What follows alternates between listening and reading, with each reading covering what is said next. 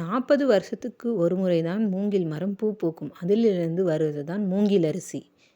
இந்த மூங்கில் அரிசியில் அதிகப்படியான ஊட்டச்சத்தும் மருத்துவ குணங்களும் உள்ளடங்கியிருக்குதுங்க. அது என்னென்ன மருத்துவ குணங்கள் நம்ம பார்க்கலாங்களா? மூங்கில் அரிசி உட்கொள்வதால் நம்மளுக்கு குழந்தையின்மை தீர்வு கொடுக்குங்க.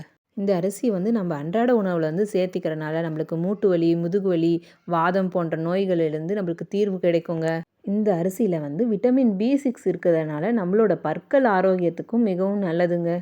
நம்ம பற்கள் ரொம்ப ஸ்ட்ராங்காகவும் இருக்குங்க. அரிசி சாப்பிட்றதுனால நம்மள உடம்புல இருக்கிற ரத்த அழுத்தங்களை சமநிலைப்படுத்துங்க.